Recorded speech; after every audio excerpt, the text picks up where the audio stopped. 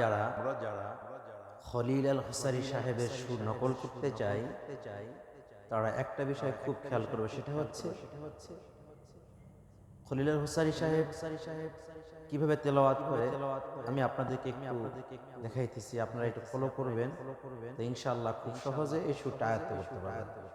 যেভাবে যদি আপনি আউযু বিল্লাহ এবং বিসমিল্লাহর এই সুরটা ধরতে পারেন তাহলে আপনার দেখবেন যে তেলাওয়াতের অনেকটাই আপনি ধরতে পারছেন। আর আউযু বিল্লাহ বিসমিল্লাহর দিকে খেয়াল করে আপনি যদি বাকি আয়াতগুলো একটু পড়েন তাহলে অটোমেটিক ইনশাআল্লাহ আপনার আয়াত চলে আসবে, সুর চলে আসবে। যেমন আপনি এভাবে প্র্যাকটিস করতে পারেন, যারা নতুন তারা এভাবে প্র্যাকটিস করলে ইনশাআল্লাহ খুব তাড়াতাড়ি ইনশাআল্লাহ আয়াত হবে। যেমন যদি আমি ভেঙে ভেঙে বলি তাহলে সুবিধা হয়, যদি ডাইরেক্ট আমি এমনি বলি আউযু বিল্লাহি তাহলে আপনি ধরতে একটু কষ্ট।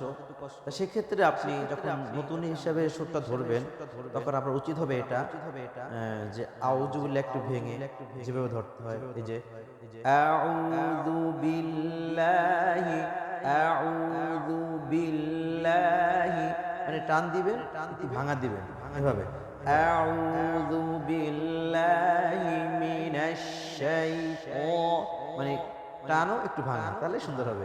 মিনাশ শাইতানির রাজিম, আবার বলি আউযু বিল্লাহি মিনাশ শাইতানির রাজিম, এভাবে যদি একসাথে বলি আউযু বিল্লাহি মিনাশ শাইতানির রাজিম। এরপরে যখন আউযু বিল্লাহটা আপনার মোটামুটি হবে এরপরে বিসমিল্লাহ ধরবেন।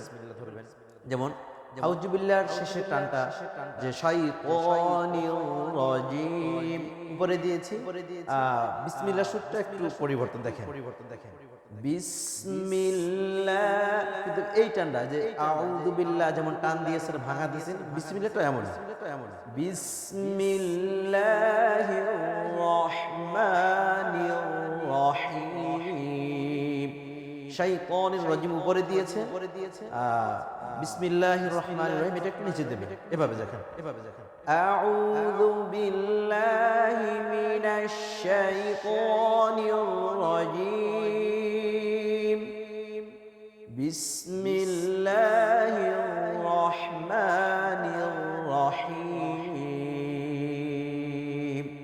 যদি এইভাবে প্র্যাকটিস করতে পারেন ইনশাআল্লাহ, আর আউযু বিল্লাহ বিসমিল্লাহ যদি আপনার আয়াতে এসে যায় বাকিগুলো ইনশাআল্লাহ আপনি খুব সহজে আয়ত্ত করতে পারেন।